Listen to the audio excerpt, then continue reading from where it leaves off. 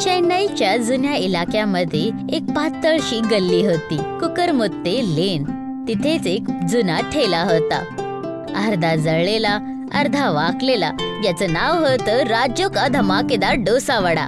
त्या ठेल्याची मालकीन होती लडाकू, हट्टी आणि स्वप्नांनी भरलेली आपली फुलांसारखी राजू. राजूचं स्वप्न होतं की ती आपल्या डोसा सेंटरला पूर्ण भारतामध्ये मशहूर करू. सगळ्यांच्या मनाचे द्वार करते मी पार, एक चतुर नार करे डोसे चार. रज्जो रज्जो. अय्यो सॉरी बाबा, ते मी तुमच्यासाठी गरमागरम डोसा बनवत होते. काय डोसा तयार करतीये तू? डोसा तयार करते? हे डोसा आहे तुझा? अरे ही चटणी आहे की चॉकलेटचा तलाव? ह्याच्यात नारळ असायला पाहिजे ना, नारळ.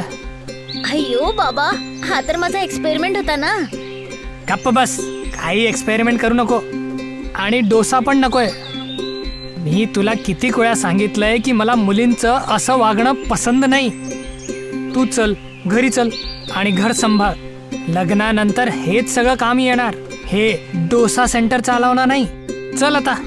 अय्यो बाबा, बिचारी राजू पूर्ण भारत मध्ये आपला डोसा सेंटर उघडण्याचे स्वप्न बघत होते. तिकडेच तिचे बाबा तिला हे सगळं सोडून घराच्या कामामध्ये लागायला सांगायचे. तिच्या बाबांच्या जुन्या विचारांच्या मुळे ती पुढे वाढत नव्हती. आता देवच राजूला या कश्मकश मधून काढू शकणार होते. अय्यो स्वामी, आता तुम्हाला तर माहितच आहे ना की मला माझा डोसा पूर्ण इंडियामध्ये फेमस करायचंय. पण हे बाबा का नाही समजत? अय्यो स्वामी, मला घरातलं काम अजिबात नाही आवडत. मला नवीन नवीन डोसे आवडतात, म्हणून मी तुमच्याकडून मदत मागण्यासाठी आली. Please please help me. राजूची हीच प्रॉब्लेम होती, पण इतके दबाव असून सुद्धा तिने हार नाही मानली.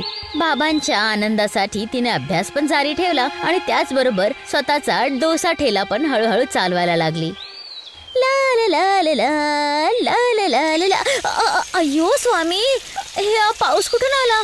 पावसाचा तर मौसम पण नाहीये. अचानक झालेल्या पावसामध्ये राजू आनंद घेत होती. तेव्हा ती बघते की दूर एक माणूस भिजत होता. ऐकता काय? अहो ऐकता, तिथे का भिजत आहे?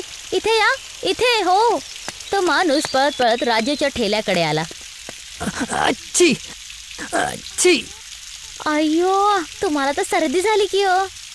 हा, आणि खूपच जास्ती झाली आहे सर्दी. काही हरकत नाही, मी तुम्हाला आत्ताच गरमागरम चहा बनवून देते. तसं तुमचं नाव काय?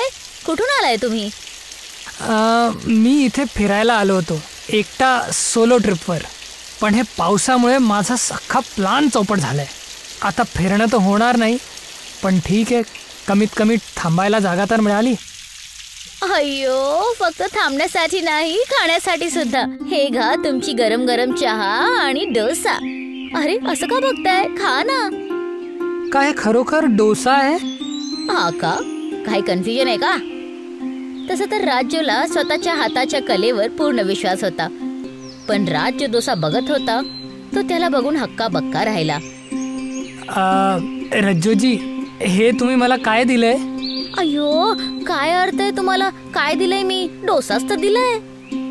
मी आतापर्यंत भरपूर डोसे बघितले आणि खाल्ले पण आहे. मला याला बघून जरा घाबरल्यासारखं होतं. म्हणजे ह्याच्यात काही गडबड तर? काय बोलला तुम्ही? नाही नाही, मी काही नाही बोललो, मी खातोय. राजूच्या दबावामध्ये येऊन राजने एक मोठा श्वास घेतला आणि देवाच्या भरोसे पहिला तुकडा खाल्ला आणि मग तो अचंबित झाला. अरे हे काय होतं? हे डोसा तर? हा डोसा तर काय? हे डोसा तर लाजवाब आहे. काय खरंच? खरोखर हा डोसा? काय बोलायचं याच्यावर? मी आतापर्यंत अशी चव बघितलीच नाही. ज्याने हे डोसा तयार केलाय त्याच्या हाताला चुंबन करावं. खरंच? तर घ्या, पप्पी घ्या. काय? अय्यो, तुम्ही सर बोलला की ज्याने हे बनवले त्याच्या हाताची पप्पी घेणार आहे. राजूच्या ह्या बेबाक स्वभावावर राजची बोलती बंद झाली. तसं जर तुम्ही इतके टॅलेंटेड आहात तर का नाही याचा व्हिडिओ तयार करून सोशल मीडियावर टाकावं? अय्यो, सोशल मीडिया म्हणजे मी फेमस होईल ना? अगदी बरोबर. तुम्ही जे डोसा तयार केलाय ते तर फेमस होण्यासारखंच आहे. राजचं बोलणं ऐकून राजू 7व्या आकाशात पोचली होती. तिने राजच्या मोबाईलवर आपल्या डोस्याचा व्हिडिओ बनवायला सुरुवात केली. अय्यो स्वामी, तुमचा स्वागत आहे माझ्या लाल मिरची चॉकलेट डोस्याच्या व्हिडिओ मध्ये. स्वागतम स्वागतम गाईस. रज्जूजी बस बस, इतकं स्वागत नका करू. आपल्याला रेसिपीवर लक्ष द्यायला पाहिजे. Okay okay. तर मित्रांनो, सगळ्यात पहिला आपण घ्यायचं खस्ता बेसन, त्याचा घोल. आता ह्यामध्ये जाईल विरघळलेली डार्क चॉकलेट. आता ह्याला चांगलं पैकी आपण ढवळायचं आणि घालायचं तव्यावर. राजू खूप मेहनतीने आपला डोसा बनवत होती. तिने स्वतःला कधीच इतकं आत्मविश्वासी आणि आनंदात नाही पाहिलं होतं. अय्यो स्वामी, आमचा लाल मिरची चॉकलेट डोसा तयार आहे जी. आता ह्याच्यावर आपण थोडीशी चिली आणि बदाम घालून सजवायचं आणि ह्या नारळाच्या चटणीमध्ये डार्क चॉकलेट घालायचं आणि पेश करायचं. मित्रांनो, पेश आहे राज्य स्पेशल लाल मिरची चॉकलेट डोसा. आता चला लवकर खाऊन घ्या. वा वा, काय बात आहे रज्जूजी. तुम्ही तर अगदी व्यवस्थित शिकवता रज्जूजी. आणि व्हिडिओ पण एकदम छान झालाय. मी सांगतोय तुम्हाला, हे व्हिडिओ तुम्हाला अख्ख्या जगात फेमस करणार. अय्यो खरंच. मुच्ची, रज्जू. अय्यो बाबा, तुम्ही इथे? हो, मी इथे. पण हे काय चालू आहे? आणि ते पण ह्या मुलासोबत? नाही नाही बाबा, असं काहीच नाहीये. हा तर माझी मदत करत होता माझ्या लाल मिर्च चॉकलेट डोस्याच्या रेसिपीचा व्हिडिओ बनवायमध्ये. काय? लाल मिर्च चॉकलेटचा डोसाचा व्हिडिओ? रज्जू, मी तुझं काय करू? मी तुला किती वेळा सांगितलंय, मला हे सगळं नाही आवडत. चल माझ्या बरोबर, चल घरी. शेवटी ज्याची भीती होती तेच झालं. राजूच्या बाबाला सगळं काही समजलं होतं आणि त्यांनी रागामध्ये राजूला घरामध्ये बंद केलं. बेचारी राजू काहीच नाही करू शकले. शेवटी माझ्या बरोबरच असं का होतं? काय स्वप्न बघणं इतकं चुकीचं आहे? बाबांच्या कठोर व्यवहाराने राजू खूप जास्त उदास झाली होती. तिला काहीच समजलं नाही. तिला हे पण माहित नव्हतं की राजने तो व्हिडिओ सोशल मीडियावर टाकला सुद्धा की नाही. आता ती फक्त घराच्या कामांमध्ये अडकून राहिलेली. बाबा, चहा. आशा आहे की हे डोसा सेंटर आणि हे पागलपण तुझ्या डोक्यातून उतरलं असेल. हो बाबा. नाराज रज्जू तोंड खाली पाडून आज जातच होती की तेव्हा कुठून दुरूनच राज पळत पळत आला. रज्जू, रज्जू, रज्जूजी, हा मुलगा इथे काय करतोय? अय्यो, मला नाही माहित बाबा. रज्जूजी, रज्जूजी, तुम्ही कुठे होता? इतक्या दिवसापासून डोसा सेंटर पण नाही आलात. मी किती वाट बघितली तुमची. हे मुलगा, तू इथे का आलाय? तू पहिले इथनं निघ बाहेर. निघ बाहेर इथून.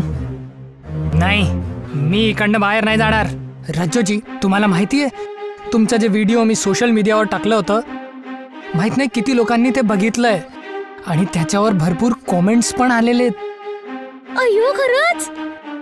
हा, तर त्यात काय? हे बघा, मला हे सगळं नाही ऐकायचंय. तुम्ही इकडनं निघा. मी सांगितलं ना, मी इकडनं नाही जाणार. जोजी, तुमचं स्वतःचं एक डोसा सेंटर असावं जे अख्ख्या भारतात प्रसिद्ध व्हायला पाहिजे. तर बघा, हे तुमचं स्वप्न खरं होणार आहे. मुंबईचे एका मोठ्या हॉटेलातून तुम्हाला बोलवलंय. ते तुमच्या डोसाला आपल्या हॉटेलमध्ये सामील करायला बघताय. काय? खरोखर? हो. आत्ता तर हिला नका थांबवू. रज्जूजी खूपच प्रतिभावान आहेत, त्यांना पुढे जाऊ द्या. राजचं बोलणं ऐकून रज्जूच्या बाबांचं मन विरघळलं. त्यांना समजलं की राजूला घरामध्ये बांधून नाही ठेवू जाऊ शकत, पण तिच्या स्वप्नांच्या उडाणामध्ये तिचा सहारा देणे खूप गरजेचं आहे, ज्याने ती आपल्या जीवनाचा उद्देश पूर्ण करू. ठीक आहे रज्जू, तू जा मुंबई. मी इथे सगळं बघून घेणार. अय्यो बाबा, थँक्यू.